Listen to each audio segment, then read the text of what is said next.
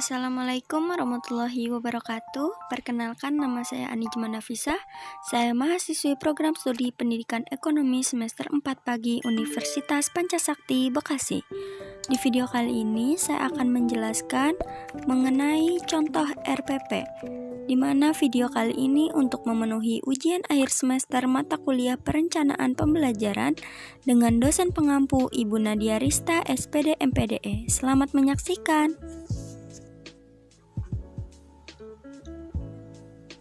Pembahasan kali ini mengenai RPP. Adapun komponen-komponen di dalam RPP yaitu yang pertama ada tujuan pembelajaran, yang kedua ada kegiatan pembelajaran, dan selanjutnya ada penilaian. Rencana pelaksanaan pembelajaran secara daring. Sekolah SMA Negeri 100.000 Bekasi, mata pelajaran ekonomi, kelas 11 semester 2, alokasi waktu 4 dikali 45 menit, keterampilan dasar 3.6 dan 4.6, dan pertemuan ke-6. Dengan tujuan pembelajaran yaitu yang pertama menjelaskan pengertian, fungsi dan tujuan APBN dan sumber-sumber penerimaan negara. Yang kedua, menjelaskan jenis-jenis belanja negara dan mekanisme penyusunan APBN. Yang ketiga, menjelaskan pengaruh APBN terhadap perekonomian. Yang keempat, menjelaskan pengertian dan fungsi dan tujuan APBD. Selanjutnya, menjelaskan sumber-sumber penerimaan daerah dan jenis-jenis belanja daerah. Selanjutnya, menjelaskan mekanisme penyusunan APBD dan pengaruh APBD terhadap perekonomian. Menganalisis secara krisis informasi dan data yang diperoleh serta membuat pola hubungan dan kesimpulan tentang APBN dan APBD. Selanjutnya, menyajikan hasil analisis fungsi dan peran APBN dan APBD dalam pembangunan ekonomi melalui media lisan dan tulisan. Selanjutnya, ada kegiatan pembelajaran. Meliputi 3 komponen, yaitu yang pertama media, yang kedua alat atau bahan, dan yang ketiga ada sumber belajar. Media yang bisa digunakan di dalam pembelajaran daring yaitu bisa melalui WhatsApp, Google Classroom, Telegram, Zoom, Google Form, dan lain-lain, serta menggunakan slide presentasi atau PPT.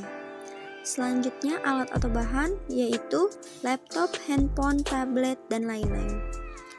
Dan menggunakan sumber belajar yaitu yang pertama buku guru dan siswa, modul, bahan ajar, internet, dan sumber lain yang relevan. Di sini ada langkah-langkah pembelajaran. Yang pertama ada pendahuluan, yang kedua kegiatan inti, yang ketiga ada penutup. Pada pendahuluan yang pertama guru memberi salam dan mengajak peserta didik berdoa bersama. Selanjutnya guru mengajak kehadiran peserta didik melalui WhatsApp group, Zoom, Google Classroom, Telegram, atau media daring lainnya. Yang keempat, guru menyampaikan tujuan dan manfaat pembelajaran tentang topik yang akan diajarkan. Yang kelima, guru menyampaikan garis besar cakupan materi dan langkah pembelajaran. Selanjutnya ada kegiatan inti. Peserta didik diberi motivasi dan panduan untuk melihat, mengamati, membaca, dan menuliskannya kembali. Mereka diberi tayangan dan bahan bacaan melalui WhatsApp group, Zoom, Google Classroom, Telegram, atau media daring lainnya terkait materi pengaruh APBD terhadap perekonomian. Selanjutnya, guru memberikan kesempatan untuk mengidentifikasi sebanyak mungkin hal yang belum dipahami, dimulai dari pertanyaan faktual sampai ke pertanyaan yang bersifat hipotetik. Pertanyaan ini harus tetap berkaitan dengan materi pengaruh APBD terhadap perekonomian. Kemudian selanjutnya peserta didik diberi kesempatan untuk mendiskusikan, mengumpulkan informasi, mempresentasikan ulang, dan saling bertukar informasi mengenai pengaruh APBD terhadap perekonomian. Dan melalui WhatsApp group, Zoom, Google Classroom, Telegram, atau media daring lainnya, peserta didik mempresentasikan hasil kerjanya, kemudian ditanggapi peserta didik yang lainnya. Selanjutnya, guru dan peserta didik membuat kesimpulan tentang hal-hal yang telah dipelajari terkait pengaruh APBD terhadap perekonomian. Peserta didik kemudian diberi kesempatan untuk menanyakan kembali hal-hal yang belum dipahami. Selanjutnya pada penutup, yang pertama sebagai guru bersama peserta didik memrefleksikan pengalaman belajar. Kemudian guru juga menyampaikan rencana pembelajaran pada pertemuan berikutnya dan berdoa. Selanjutnya ada aspek penilaian atau assessment. Penilaian terhadap materi dapat dilakukan sesuai dengan kebutuhan guru, yaitu dari pengamatan sikap, tes pengetahuan berupa tes tulis, dan presentasi unjuk kerja atau hasil karya atau proyek dengan rubrik penilaian sebagai nilai keterampilan.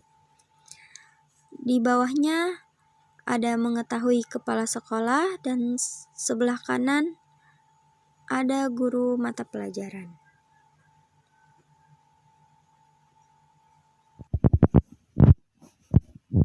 Yang selanjutnya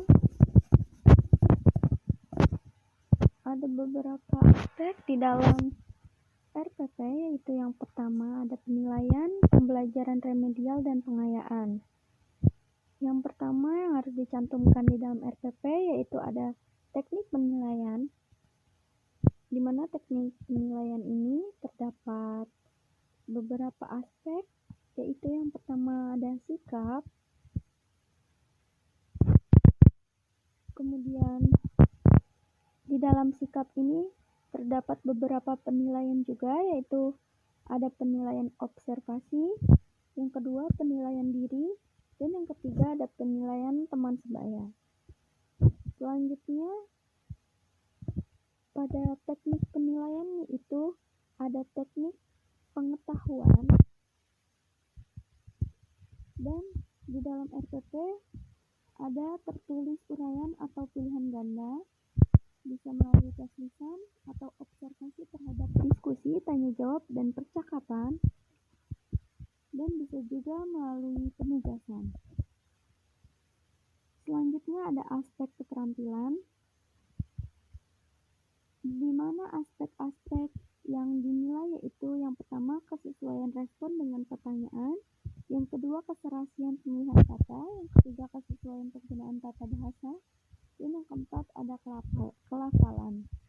Selanjutnya ada instrumen penilaian diskusi. Aspek-aspek yang dinilai diantaranya yaitu yang pertama penguasaan materi diskusi, yang kedua kemampuan menjawab pertanyaan, yang ketiga kemampuan mengolah kata, dan yang keempat kemampuan menyelesaikan masalah. Selanjutnya ada instrumen penilaian.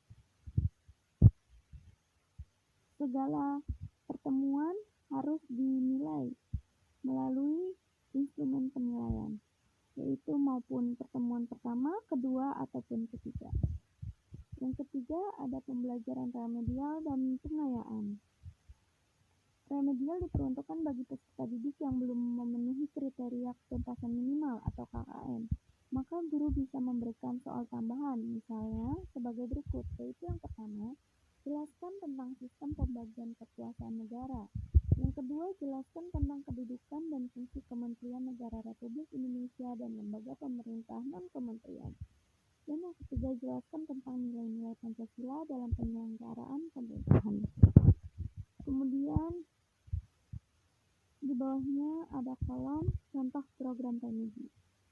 Contoh program remedi di mana pada bagian atas ditulis identitas siswa tersebut, mencakup sekolah, kelas atau semester, mata pelajaran, ulangan harian tanggal ulangan harian, bentuk ulangan harian, dan materi ulangan harian, serta KD atau indikator dan KKM. Kemudian penilaian-penilaian di kolom yaitu yang pertama harus diisi nama peserta didiknya, yang kedua nilai ulangan, yang ketiga indikator yang belum dikuasai, bentuk tindakan remedial, nilai setelah remedial, dan keterangan. Selanjutnya ada pengayaan. Guru memberikan nasihat agar tetap rendah hati karena telah mencapai KKM. Dan guru memberikan soal pengayaan sebagai berikut. Yang pertama, membaca buku tentang nilai-nilai Pancasila dalam kerangka praktik penyelenggaraan pemerintahan negara yang relevan. Yang kedua, mencari informasi secara online tentang nilai-nilai Pancasila dalam kerangka praktik penyelenggaraan pemerintahan negara. Membaca surat kabar, majalah, serta berita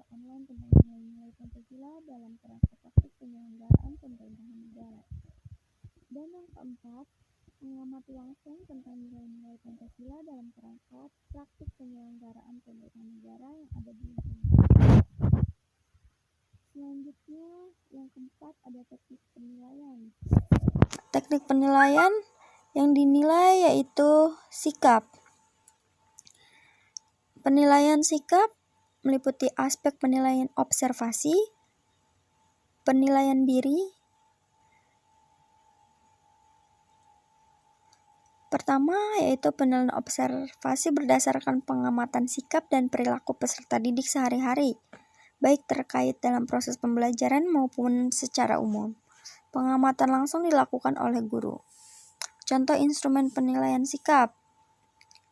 Di kolom bagian sebelah kiri ada nama siswa dan aspek-aspek perilaku yang dinilai, jumlah skor, skor sikap, dan kode nilai. Selanjutnya ada penilaian diri. Seiring dengan bergesernya pusat pembelajaran dari guru kepada peserta didik, maka peserta didik diberikan kesempatan untuk menilai kemampuan dirinya sendiri.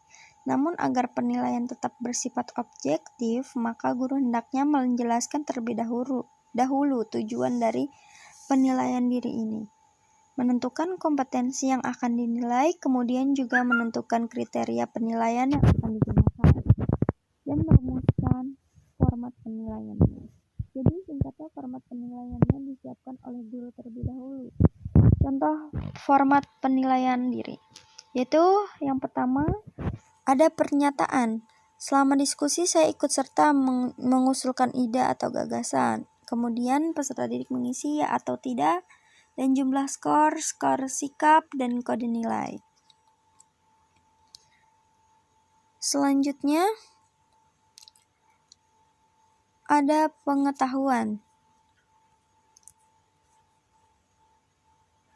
Pengetahuan bisa meliputi pengetahuan tertulis uraian atau pilihan ganda, tes lisan, dan penilaian aspek percakapan, serta penugasan. Contoh tugas rumah. Yang pertama, peserta didik menjawab pertanyaan yang terdapat pada buku peserta didik. Yang kedua, peserta didik meminta tanda tangan orang tua sebagai bukti bahwa mereka telah mengerjakan tugas rumah dengan baik. Yang ketiga, peserta didik mengumpulkan jawaban dari tugas rumah yang telah dikerjakan untuk mendapatkan penilaian. Selanjutnya ada keterampilan. Penilaian unjuk kerja dan instrumen penilaian diskusi. Contoh instrumen penilaian unjuk kerja dapat dilihat pada instrumen penilaian ujian keterampilan berbicara, yaitu yang pertama, aspek yang dinilai adalah kesesuaian respon dengan pertanyaan. Yang kedua, keserasian pemilihan kata. Yang ketiga, kesesuaian penggunaan tata bahasa. Dan yang keempat, pelafalan. Selanjutnya ada instrumen penilaian diskusi. Aspek-aspek yang dinilai yaitu yang pertama, penguasaan materi diskusi, kemampuan menjawab pertanyaan, kemampuan mengolah data, dan kemampuan menyelesaikan masalah. Setelah itu ada pengayaan.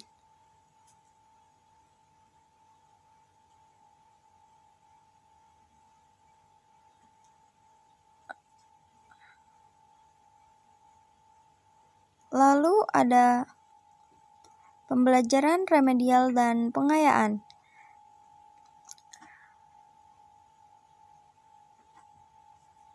Sekian pembahasan mengenai RPP.